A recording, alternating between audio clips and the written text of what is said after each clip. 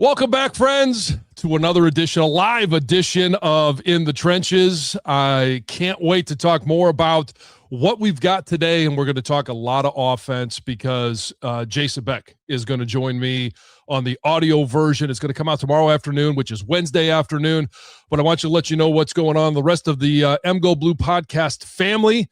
And on Conquering Heroes, we got a baseball preview. So coming up on Conquering Heroes, it'll be this Thursday. Head coach Tracy Smith of the Michigan baseball program joins us to preview this baseball season. And it's, you look outside, doesn't feel like it's baseball season, but it is actually going to be coming up in just about, 10 days.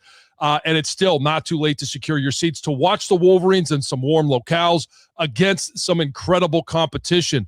Michigan will participate in the college baseball series in both Surprise, Arizona from February 13 to 16 and Arlington, Texas at the home of the Texas Rangers from February 20 to 22.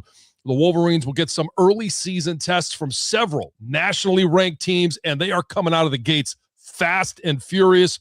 Become a college baseball VIP with home plate reserved tickets. This premium offering features reserved seating behind home plate, reserved parking, early entry, a souvenir hat, and a ton more. Home plate reserved and general admission tickets are on sale now at the collegebaseballseries.com. That's collegebaseballseries.com.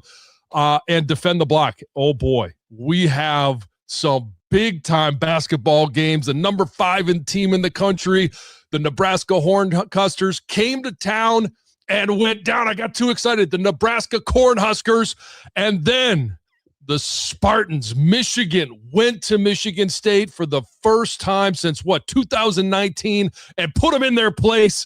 That was an epic matchup. And to bring in my partner right now, who's the voice of Michigan basketball, Brian Bush. Brian, those are two epic games that you got a chance to call last week. It was awesome. That Nebraska one was not a game you thought that Michigan was going to win for, about 35 game minutes. And it's so crazy that you have a top 5 victory that somewhat gets overshadowed, but that shows you just how special the Michigan-Michigan State rivalry is. So, yeah, full coverage on Defend the Block, some great interviews, great conversations. Those conversations continued in both head coaches' press conferences on Monday. We also had Dusty May and Kim Barnes-Rico, an overtime win for the women in East Lansing on Sunday. It was awesome. It was a great atmosphere until it wasn't, and that was because of Michigan. What were your takeaways, John? I love the physicality of it and just the excitement. I mean, everybody saw Dusty out there, and the students, a lot of, I'm sure, proud parents of those students in the front row using their number one gesture at Dusty May. But I love the fact that he found himself out there and he wasn't going to shy away from it. He set the tone early for his team. And you go into an environment like that, you're going to have, I talk all the time about leadership. And when you go into an environment like that, you've got to know that your coach is just as ready for that environment as you are as players. And I thought the players reflected what they saw from Dusty May and the rest of the coaching staff. But it felt good to be up early and to be up at halftime. Didn't feel so great when the Spartans made their run, but you knew they were going to make their run, right? They're a good team as well, and they weren't just going to let Michigan walk away with it, but to then bounce back. It was so much fun. And then Nebraska game, I mean, geez, Nebraska, even if you watch them against Illinois, who they played this past weekend on Sunday, in the first half, just bombing it from everywhere and then go cold. So they've lost 2 in a row now. Michigan's got a little bit of buffer against Nebraska, but everyone else still nipping at their heels. Yeah, and obviously some big games down the stretch. Not only do they play Duke in the non-conference, but also at Purdue, at Illinois, which I think that will probably be the winner of that game earns at least a share of the Big Ten regular season championship. And then, of course, the Spartans come back to town to end the regular season on March the 8th. We'll have more basketball talk on the video-only portion here coming up, but we're here to talk. We might need to live stream that broadcast from the Jansen house. Alongside, we'll have Terry and you on one on the audio, and then live streaming Lisa and I, because if it comes down to that game, as everybody knows, my wife graduated from the school that is in Champaign-Urbana, and that's going to be an epic battle in the Jansen house. Yeah, and the Fighting Illini faithful don't like Michigan normally, but when you've got a former Illini who is from the state of Illinois, who will come back and who won't take any bleep from anybody, and Morez Johnson Jr., I can't wait for that atmosphere, but obviously some work to take care of before then. Some work to take care of here on our 7 from 77 on In the Trenches. So we're going to break down the offense a little bit this week with, as John mentioned, Jason Beck, new offensive coordinator coming up. For those who are waiting with bated breath on the audio version, we appreciate you all. It will come out a little bit later tomorrow. It'll be a Wednesday afternoon release. Things are a little busy for Coach Beck, so John's recording that with Coach Beck tomorrow. But obviously, all of this that we're going to talk about offensively, we might change or disagree with or tweak as we get closer and closer to early September and the start of the season. But I want to go position by position. We'll start with the most important position in the game. That's quarterback. It's a two-part topic here. First off, Bryce Underwood, what do you hope to see from him between now to, say, the end of spring ball? There'll be some key junctures here, with Beck being his quarterback's coach as well. And how would you size up the backup quarterback competition with names like Jaden Davis and Davis Warren, guys who we've seen out there here and there, and Davis obviously out there in Columbus a couple of years ago, no longer on the roster? No, so the only guys that are on the roster from last year, Bryce Underwood and Chase Herbstreit. And I'll talk about the depth of that position in just a moment. But what I want to see from Bryce in fall camp is just kind of a sense of calm. Now, it's going to be a little bit different. Obviously, we'll talk to Coach Beck and find out how he's going to get his quarterback up to speed just in terms of the offense, the X's and O's, the execution of the offense. But there's so much for Bryce to work on in terms of footwork, quarterback technique, his throwing motion. And we all know he's got a live arm, and he can sure, fit that ball into some tight spaces, but it needs to be more consistent what he's doing and how he's delivering it. We see him get outside the pocket, throw the ball on the run, and that's great. But there are times, and I mentioned it last year in a number of the broadcasts, of him being able to get outside the pocket and still set his feet and deliver a ball, knowing that he's got time. And some of that is just the difference between a freshman and a sophomore. That clock in your head gets to be a little bit more accurate, and you kind of know where everyone else is on the field a little bit more. There's some more awareness, and you've got the comfortability of being able to pull up, set your feet, throw the ball. But when he's just in the pocket, what is he doing in regards to his eyes, making sure that he's not staring at a receiver? We all know Andrew Marsh, he's going to want to get the ball to him, but you've got to move the defense around with your eyes. So if you want to keep that safety in the center of the field, knowing that you're going to throw the ball to Andrew Marsh or maybe he's streaking down the sidelines, hey, you've got to direct that safety with your eyes and then come back and have the confidence that your receiver is going to be where he's supposed to be. So some of that stuff, but a lot of it's just mechanical with Bryce and making sure that the mechanics, the technique, everything that all of the habits that he had, and we saw some of the bad habits in the game against Texas.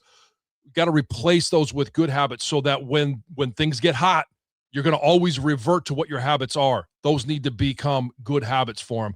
And then when you're looking at the rest of the depth chart, I know that they've got a couple of guys coming in, one from Colorado State, Braden Fowler Nicolosi.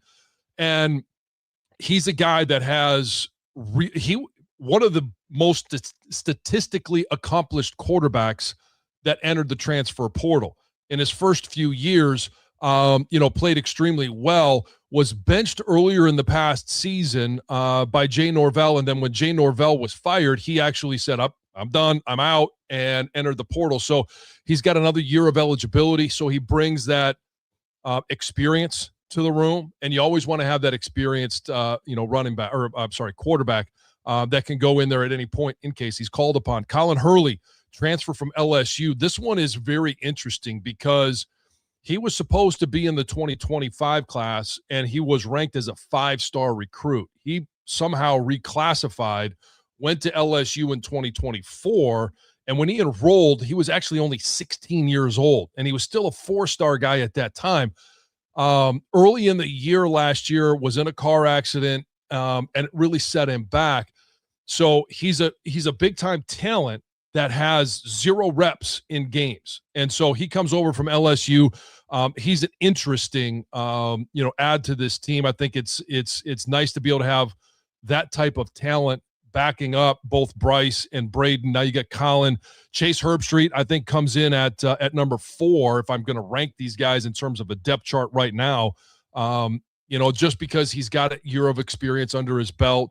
Saw him run a lot of scout reps last year, gave the team a good look. And then the 2 guys that are behind him, Tommy Carr, who everyone knows I'm a gigantic fan of, really excited that he's here, the grandson of Lloyd Carr and Jason, my former teammate, his boy, and Brady Smeagol, who was one of the headliners in this class, still is, but tore his ACL last year. So he's on the mend. I think it's a very talented group, inexperienced other than what we saw Bryce gain last year. And then obviously Braden coming in from Colorado State as a guy that's thrown, I think it's for over 8,000 yards. Yeah, it's going to be an interesting battle, no doubt, with Bryce leading the way. And we'll talk about some of the spring captains, Bryce being one of those named. Number 2 on our 7 from 77, we transitioned from the most important position in the sport to the most important position on in the trenches, and that is the offensive line. We can discuss your specific 5 along the line, left tackle to right tackle. I'm just curious about this. Can you give fans the guys up front who can realistically go into spring? I know they're all going to compete trying to win a starting job, but the realistic options, and maybe, I don't know if you have to do it for all of the guys, but some of the ones who maybe it's not an obvious, what maybe their best position would be, you think, and there might be several options at a certain position for that spot. So I think it's really interesting because the guys that are going to be competing during spring are the guys that we saw last year as redshirt sophomores: Blake Frazier, Jake Guarnera, Andrew Sprague, and then you throw on top of that Evan Link, who I think is going to be moving from left tackle to guard. And now I've been a proponent of that. I've talked about that for a couple of years. I think that's a great move for him. So there's experience there. Brady Norton probably starts at that right guard spot to start, spring ball. Avery Gash, Nathan Afobe, both of those guys. Avery was a freshman last year. I like his tenacity. I like his footwork. I like some of the natural instincts that he plays with. Now it's about refining those. Same thing with Nathan Afobe, a tremendous athlete, but again, it's just kind of refining some of those techniques.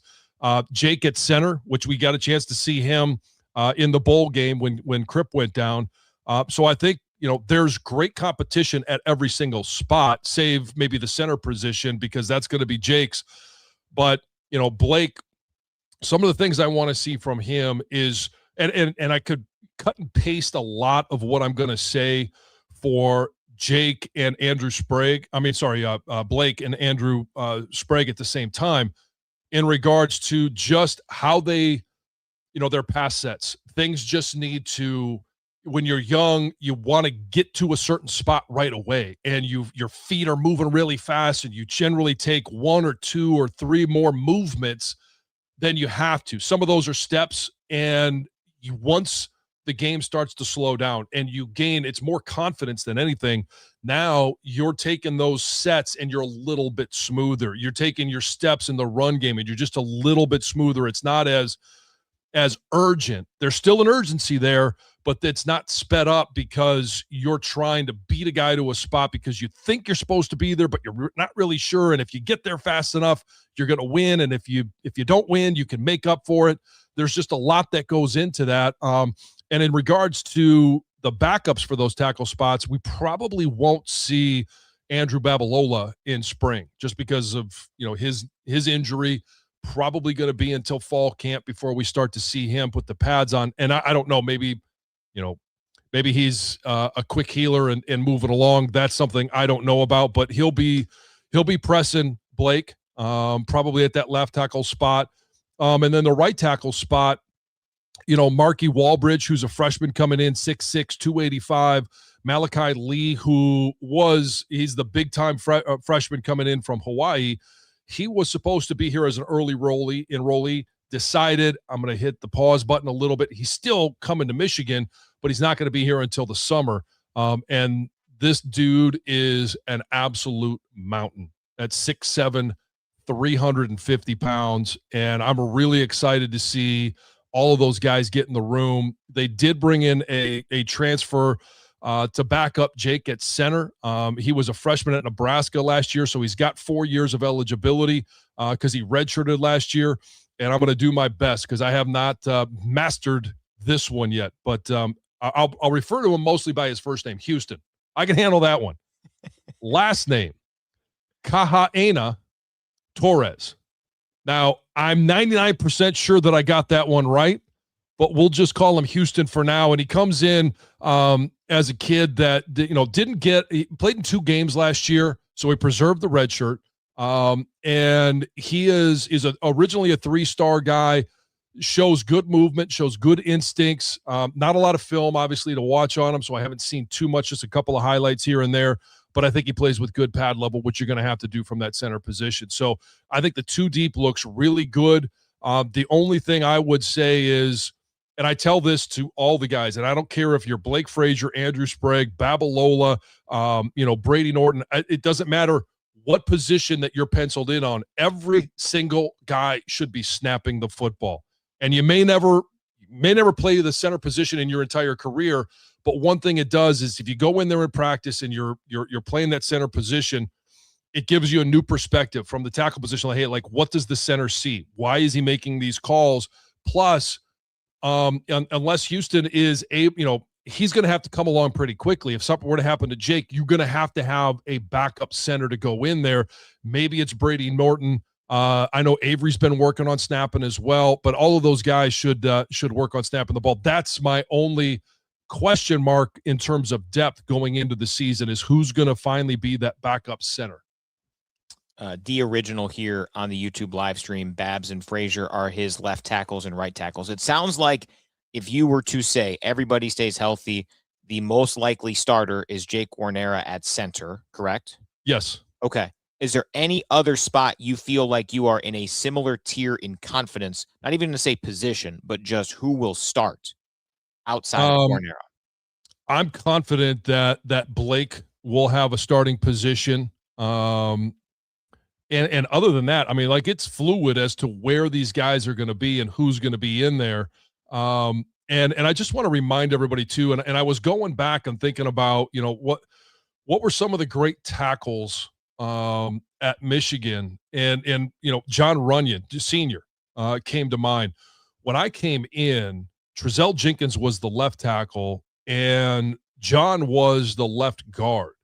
So don't be surprised. And I keep telling all these guys, position flexibility, especially in today's day and age in the NFL, if you want to have a long career, if you can show that you could play all 5 positions, or you can switch sides, or you could play guard and you could play tackle, don't be offended if this year you're starting at guard.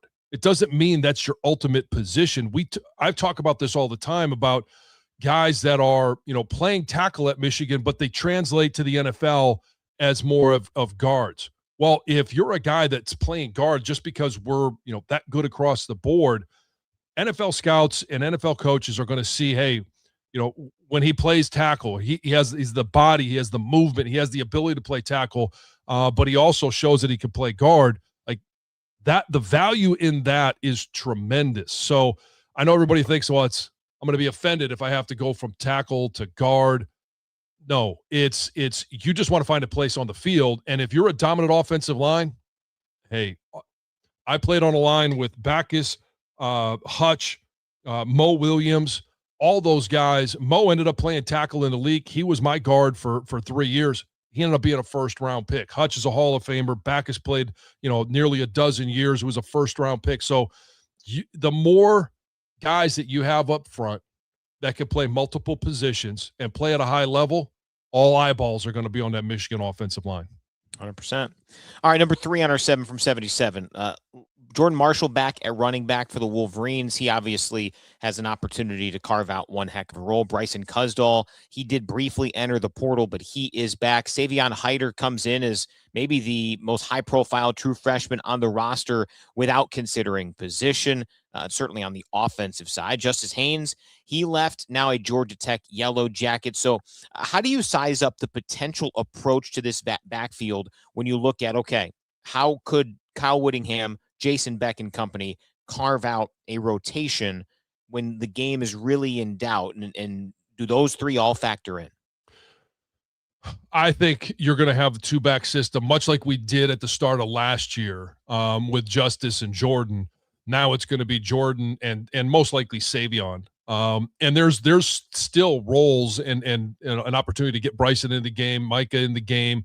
But those guys are going to have to be more flexible with what they can do offensively. And I don't know the skill set of Savion Hyder. I've seen him on film. It's all high school tape, and trust me, it looks really good.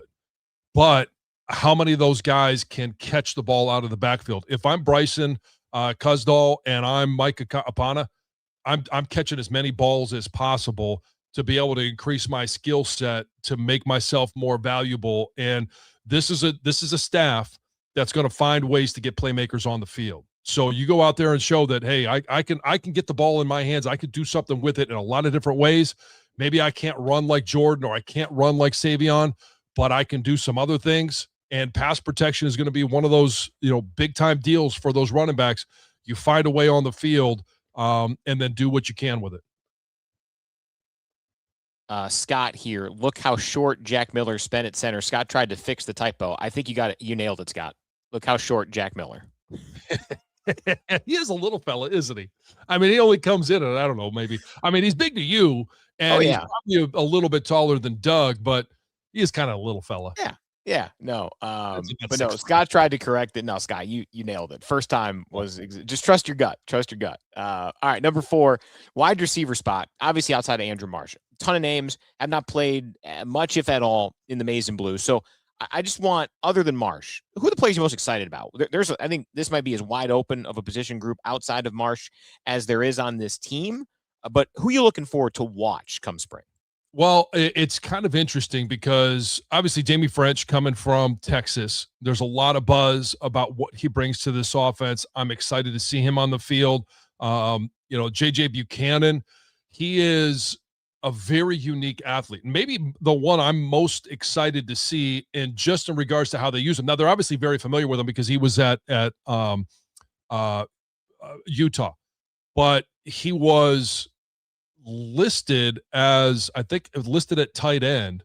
Yep. Or I saw some places where it was tight end / receiver. Right. I think a lot of tight ends in the NFL who are called tight ends could probably be called tight end / receivers. Right. And so I'm excited to see how they're going to use him. And when you're tight end / receiver, to me, that means you're a bigger body that just, you're not going to use him as a blocker. And so what does he bring this offense? How do they find ways to get him the ball? And then some of the same cast of characters that we've been talking about for a couple of years right now, Channing Goodwin, Kendrick Bell. I'm still enamored with what Jamar Browder brings to this offense. And I'll say this again in terms of just the terminology and the way the plays are called. I think this is going to be a much better offense. It's very more similar to the offenses that I played in. And I mean, it doesn't mean that it's not sophisticated. I don't want anybody to lose their mind. It's a very sophisticated offense, but the terminology makes more sense. And if that makes any sense to our listeners, and I'll try and do a better job, maybe after I talk to Coach Beck behind the scenes, of relaying some of that information to you guys in regards to how I understand it and how I go about things. But I do think that it's going to be a much simpler offense for these guys to understand and then just go out there, play fast, play hard, and make big plays. And I think that's going to help Jamar Browder. And then I'm really excited about a couple of Travis Johnson was a guy that was committed to Michigan, stayed committed to Michigan. And Celesi Moa is another guy that was committed and actually enrolled, I believe, at Utah.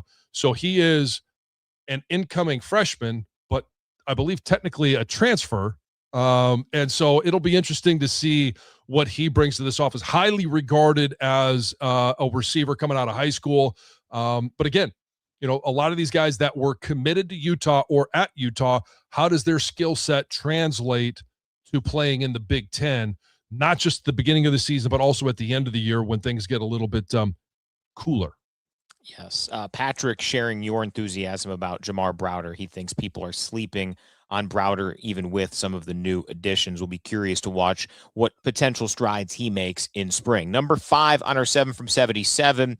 Michigan still has a ton of guys at the tight end spot that have logged some snaps last year. Hogan Hansen battled some injuries, still able to qualify for a red shirt after he kind of burst onto the scene as a true freshman. Zach Marshall certainly emerged last season, not just as a trusted weapon, but also as a trusted podcast and radio show guest. He is one of a kind. Also, Deacon Tonelli had that Washington game where we saw some of his pass game chops, several around the program. Last year mentioned Jalen Hoffman's potential qualification as the next or the next best Max Bredesen for that Swiss Army knife role. So how do you size up this room with no Max and no Marlon Klein, both off to the NFL? Yeah, sad to see, both of those guys go, but certainly Max. I think he's going to find a niche for himself at the next level. He's a tremendous football player, loves the game, plays it with passion, and there's a lot of things that he does that others just are unwilling to do. So I'll start with Jalen Hoffman. And we saw this last year, Michigan trying to get to the counter game in some unique ways. Instead of pulling guard and tackle, or instead of pulling guard, they would use Max and Jalen as the de facto guard and tackle pullers. And I really like the way that Jalen Hoffman squares up when he comes around as a pulling, offensive lineman / fullback on some of those linebackers, how he fits in when he's, trapping or wham blocking. I do like the tempo that he plays with in terms of how he gets his feet to where he's going to go and accelerating through some of those blocks. So I think he's going to be one of those guys. But I like his skill set as an athlete, maybe a little bit more than Max. So I wouldn't necessarily think that, I think we saw Max catch 2 passes last year and drop a couple more. But I think Jalen could be used not as much as you're going to see Zach Marshall or Hogan Hansen as a pass catcher, but I think he can get the ball in his hands and do something with it. I think Zach probably comes in as the number 1 tight end. Hogan, as long as he can stay healthy, you might have one of the best 1-2, duos in the tight end room in those guys. And you mentioned it, Deacon Tonelli. This is a guy that when you watch him at practice and he's going through some of the edge blocking or some of the double teams with the tackle, like he uses perfect footwork. And then when he gets in the game, it's like his feet get narrow and he gets off balance. If he could take what I've seen him do on State Street and take that to Main Street, I think he could be a very effective player for this team. We know he can catch the ball, but we're going to have guys in 12 personnel, 13 personnel, some big bodies that can go out there and set the edge without having to go big and bringing in another offensive lineman. He could be that guy. It's just that confidence that he continues to build at practice. I want to see that go from there to the games. So number 6 on our 7 from 77, we talked a lot about Jason Beck's team and his offense, new offensive coordinator. And if you're with us, more than 100 folks here on the live YouTube stream and more on the X platform at Jon Jansen 77, we'll have him on the audio version Wednesday afternoon. That will come out this week. If you're on the audio version, come hang out with us most Tuesdays during the offseason, 11:15 a.m. Your early impressions of Beck and his resume coming in and what you anticipate from this conversation you'll have with Coach Beck.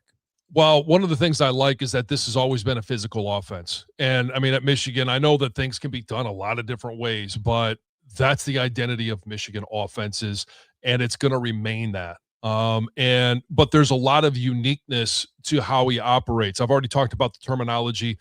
I love the verbiage that they're using. And I've talked about it with a lot of the coaches, but with Coach Beck, he just has this easy way of talking about his offense. And there's a lot of guys that are offensive coordinators that have all of these great ideas in their head, but they can't get it to the players. And I know that I've been around football a long time, but when he talks to me, it just feels easy to understand, which I think will translate to the players as well. So we'll see. if that's the case when we get out to spring ball and what the offense looks like. And I do want to see how he handles himself on the practice field. And we have no idea, I haven't witnessed him on the sidelines, and in a game and how he's going to call the game. But all of those things, the picture will start to get a little bit clearer once we get into spring ball and get a chance to talk more about some of the adjustments that he's making. And here's the other thing is, he's inherited a lot of talent on this team, which is going to be different than the talent that he was coaching in previous stops. And that's the kind of the unique thing about college football is year to year, you're going to have different skill sets and there's going to be some carryover, but you've got to adjust your offense every single year to maximize the players, the 11 guys that are on the field at that time, and then save, how many of the substitutes you believe you could put in there. And that's really where I want to see what are his chops in regards to, okay, here's the skill set I had. It's different than at Utah. It's different at this place. How am I going to make my offense fit these guys instead of make these guys fit my offense? There's always going to be a little bit of that because you have things that you just simply believe in, but with, different roster and different skill set, that's really where I want to see, what he's got in his coaching, cupboard.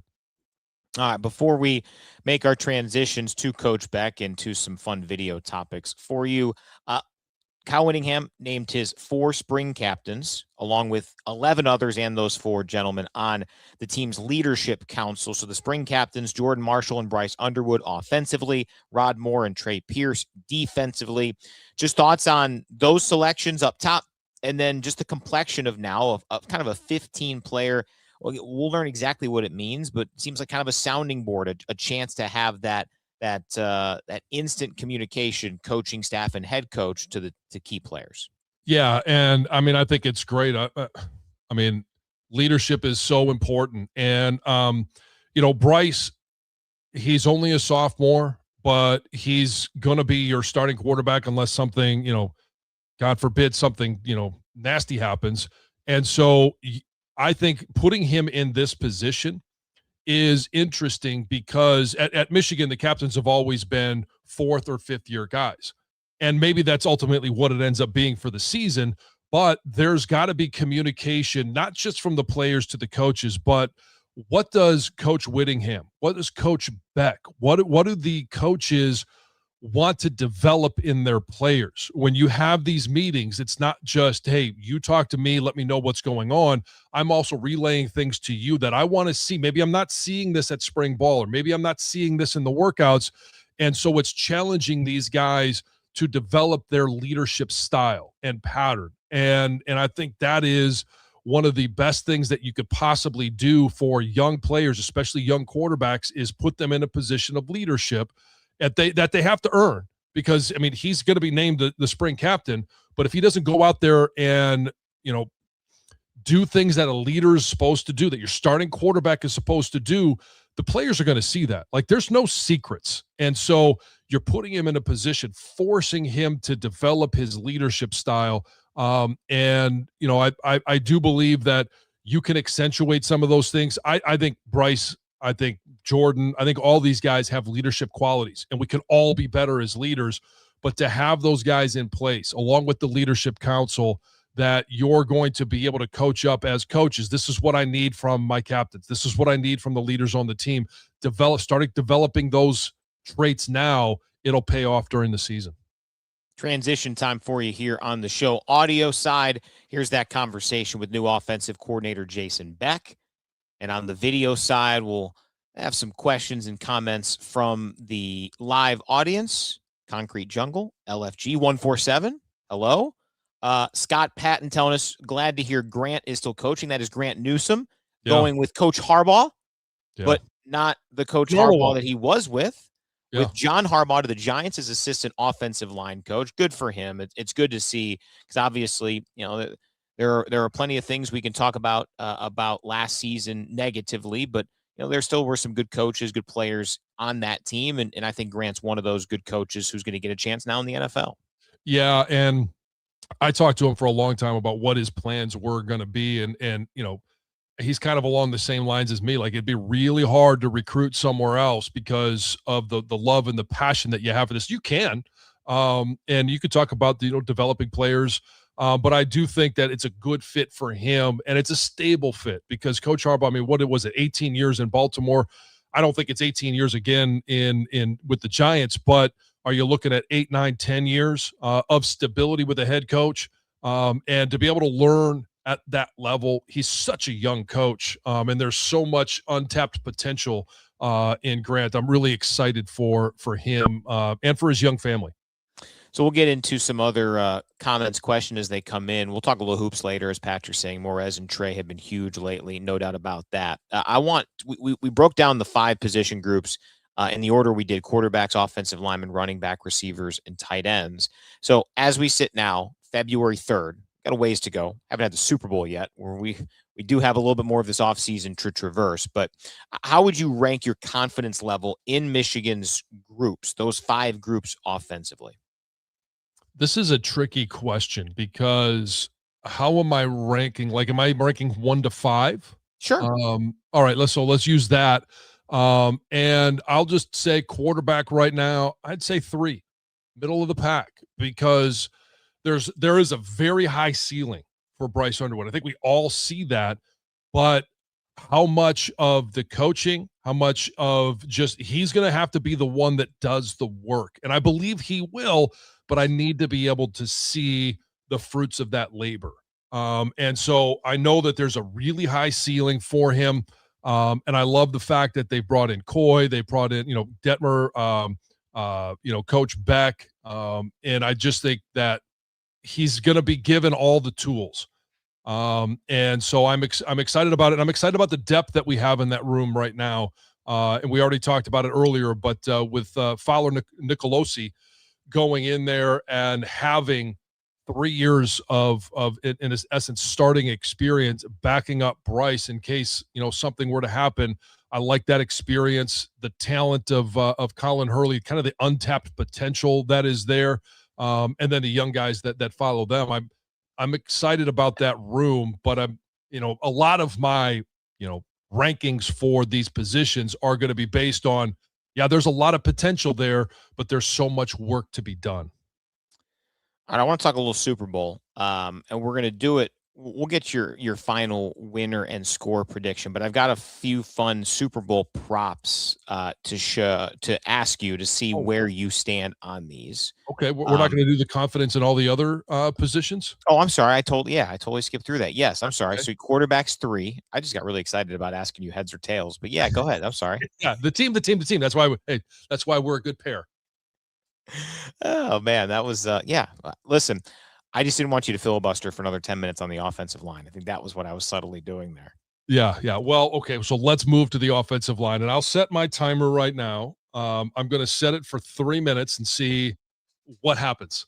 And so for the offensive line, my confidence, again, I will say a 3 because you had guys in Blake Frazier, Jake Warnera, Andrew Sprague, even Brady Norton that got really good experience last year. Evan Link got really good experience for, the 2024 season, half of the 25 season.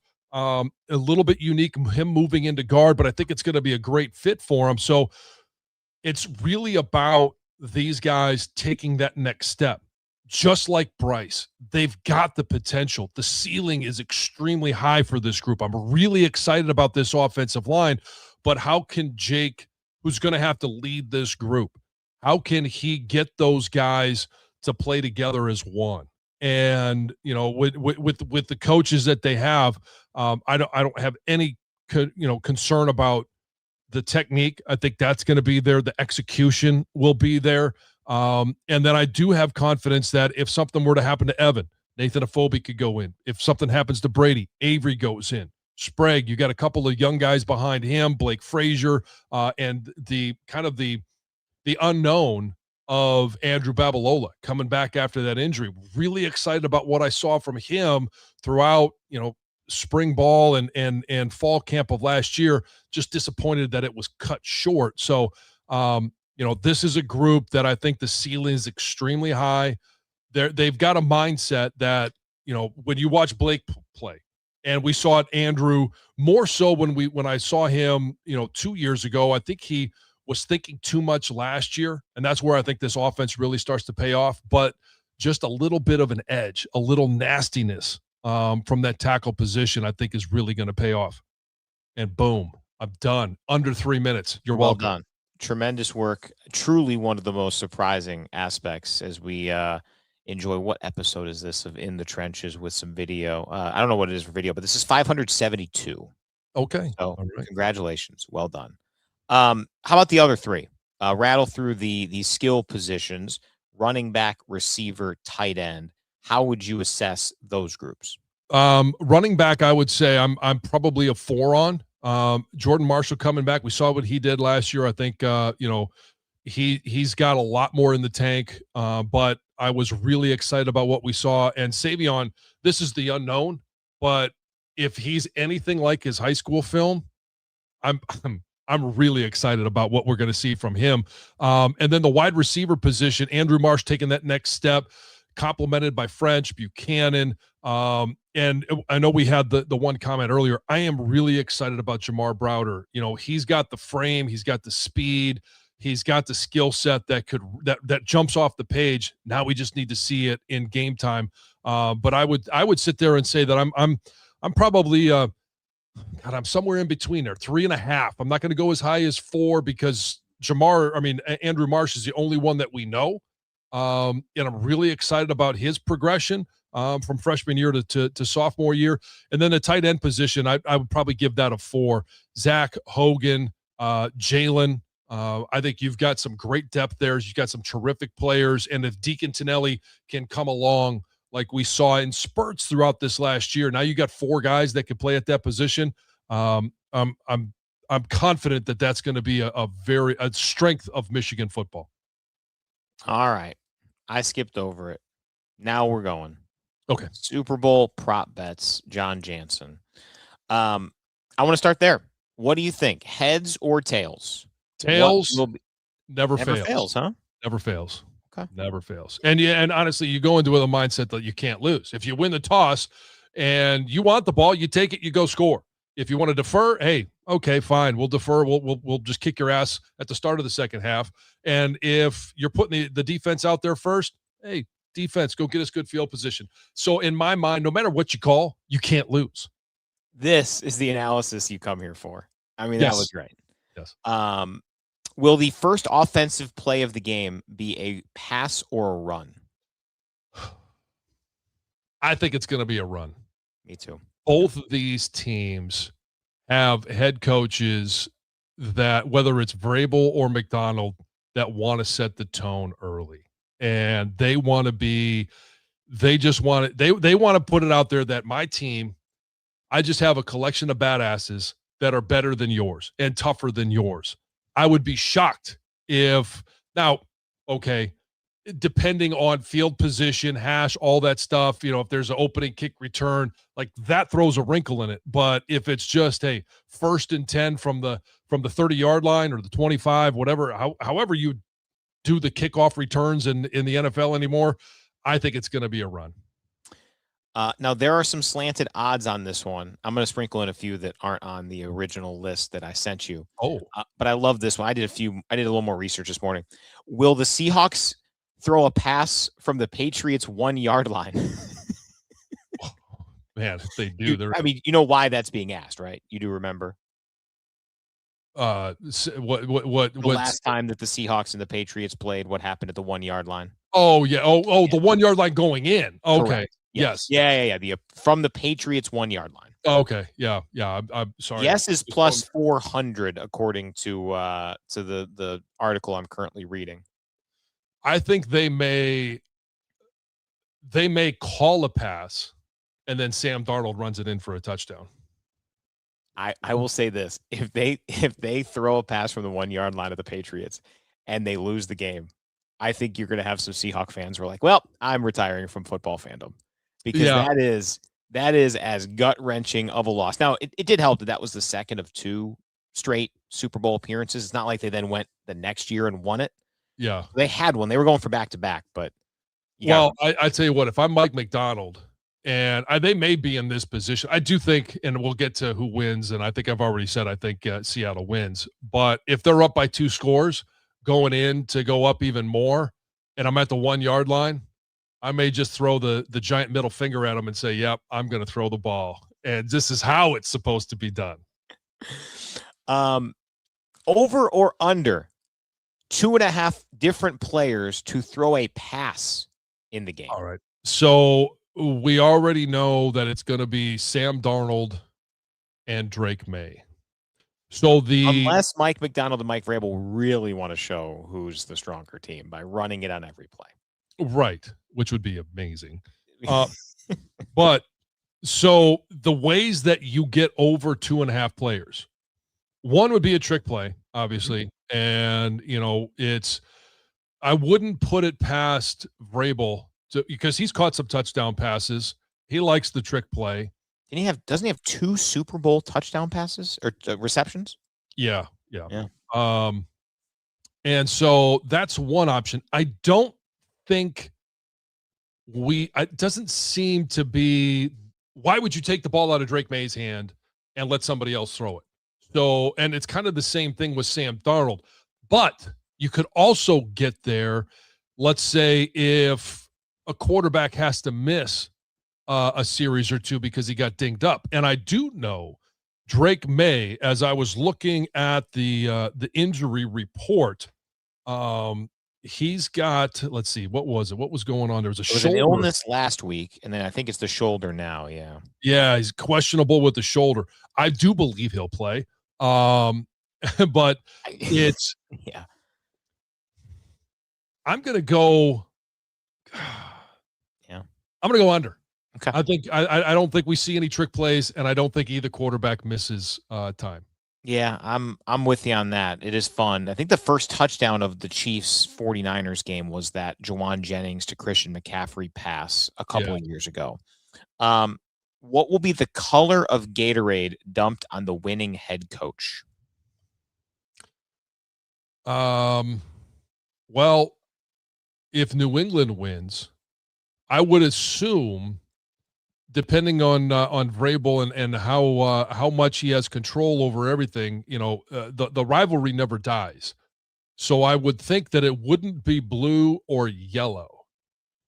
And he may dictate that they have to have some type of red Gatorade, but I don't think they win. So if it's Mike McDonald, now I'm not going to sit there and say Mike McDonald has some great allegiance to Michigan. I know he's here for a couple of years, and but I think the most common color of Gatorade is probably yellow. So I'm going to go with yellow. Yeah, I think there's like yellow, lime, green. That's all in like the actual umbrella. I'm going to go blue. I know some people, when I say, hey, I'll take a yellow Gatorade, they're like, you mean the green one? And I'm like, no, the yellow one. And they're like, no, that's lime green. I'm like, are you blind? Like, it's yellow. I don't understand how people say it's green. They might be colorblind, John. Let's be sensitive to that. If they aren't. If they are, it's the most common is blue-green colorblind, so they can't see green anyway. Why are they saying it's green? I didn't know this would spark such frustration from you. I'm sorry you've endured this in your life. It kind of drives me nuts. Okay. Will Chris Collinsworth say Patrick Mahomes? Oh, I don't know. I won't be listening to him. I can't stand Chris Collinsworth. If I could have that app where you could just cut out, I'd listen to a one-way conversation with Mike Tirico. I think Mike Tirico is phenomenal. Great. I'd listen to him call any sport, but Chris Collinsworth just drives me bonkers. So, we all know that he loves Patrick Mahomes, and I'm sure at some point he'll say something about Drake May and the fact that Josh Allen isn't here, Patrick Mahomes isn't here, Lamar Jackson can never get here, and so he'll say Patrick Mahomes at some point. He loves his superstars. Okay. Will Bad Bunny wear sunglasses for the entire first song of his halftime performance? You will have to tell me. I have not watched a halftime show in some time, and I don't see this as my coming back to watching halftimes with Bad Bunny. I do enjoy listening to music. I have no idea really what type of I haven't listened to Bad Bunny music. I like to understand the words that I'm listening to. And so it's just, I'll say, yes, he seems to be a guy that likes his outfits. And so I'll say sunglasses will be a part of it. Boy, you'd be really sweating it down the stretch if he goes like this, but doesn't quite. Oh, man. That's what it's all about right there. Sweating the coin toss and then the sunglasses on the halftime performer. I'll be on the edge of my seat. I know. I can't wait to hear about it. Well, that'll be the entire 7 from 77 next week. Will both quarterbacks throw an interception in the game? Oh, yes. Yeah, I think so too. I would say yes. Chris Collinsworth's boy Patrick Mahomes has won some games in the Super Bowl, and I think he's been pretty consistent in throwing a pick. Yes. You really don't like him. Man. Oh, Collinsworth, I can't stand his voice. I can't stand. I mean, he basically calls out the obvious every time. And I'm just like, yeah, thanks for telling me nothing. Got it. What will be the first beer brand commercial? Oh, well, so you're going to have to go with the Budweiser Clydesdales, right? Yeah, I think it's probably a safe bet. Yeah, probably a safe bet. Unless they bring back the Coors Light tribute to football, and they bring back the Twins. Yeah. All right. We're going a little off the hinge here. I was going to say, remember Real Men of Genius? Wasn't that Miller Light or Miller Coors or something? Yeah. Or Coors Banquet maybe? Oh man. The Real Men of Genius commercials were outstanding. They were good. They were good. Do you watch any, because I know some people will tease and actually put out the commercials. Do you watch any commercial? Are you locked in on the commercials during the game as it is? No. Okay. No. Then this question is irrelevant. It's because I here's how I watch almost every football game. I usually start it about 15 or 20 minutes late. And I will make sure, and I know there's always an over-under on the national anthem. I'll listen to that. And then I like to be able to watch the game, and then I've got to rewind to be able to see what happened. I've got to make some analysis. I got to tell the kids what's going on. And then anytime it comes to the commercials, I just skip ahead until, football's playing again, and I do the same thing. So I'm usually about 15 or 20 minutes behind, but I don't mess with the commercials. A Concrete Jungle. It's also there's green apple Gatorade. I did just Google this and confirm. I've never seen that I know of green apple Gatorade. Have you? I have not. I mean, I like green apple. Not sure I'd like Gatorade, but yeah. I'll take your word for it there. Scott saying lemon lime Gatorade mixed with beer. Yeah, you can mix it with other stuff. Beer, that doesn't. No. Yeah, I'd probably. I mean, well, we get into maybe mixers. Scott is a real man of genius. Yeah, that seems more like you're mixing it with some clear liquid. Correct. Yes. Yeah, absolutely. And all right, he says got to try it. He says commercial bingo as well. So I have not done that before, but and I'll probably have to be listening to the great Kevin Harlan for the first hour or so as we come back from Ohio State for basketball that day. Before we get out of here, my daughter's a third-generation Wolverine. Just got her MBA from Michigan. Her husband got an MBA from Illinois. Can't wait for that game. I hope she doesn't make him call her boss. So, yeah, we'll see. I know that'll be a big one coming up here. And obviously a fun one on Sunday. Michigan getting it done both Friday men, Sunday women. Definitely a lot of fun there. And, John, you're losing it. Hey, congratulations. I mean, third generation MBA from Michigan. That's awesome. Very good. All right. Jason Beck coming up on Wednesday. Again, if you're still with us, we'll be a little bit later. Won't be the normal kind of 4 a.m. reveal with the podcast. John will record that with Coach Beck tomorrow, and then we'll put it out sometime tomorrow afternoon. Excited for that conversation, John. Yeah, I am as well. And I mean, we're going to get some insight into what his vision for this offense is. And, hey, how long does it take to install an offense? Are you going to be able to install the entire thing? Like all of those different things are going to be asked. So make sure you take a listen. And the last one, I didn't ask the final Super Bowl question. What's your final prediction? Score and winner. Oh, got to come up with a score. All right. So Seattle wins. Agreed.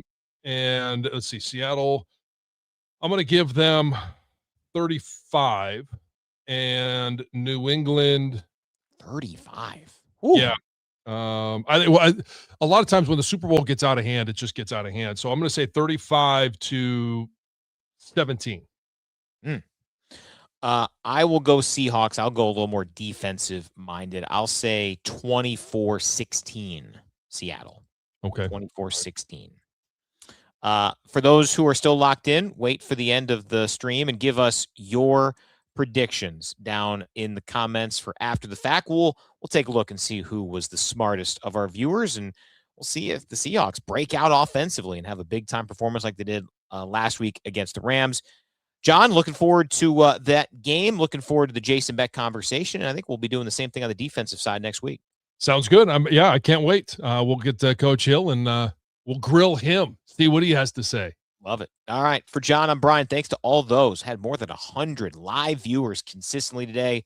We appreciate you all. Enjoy the Super Bowl and enjoy some basketball this week. Go Blue, everybody.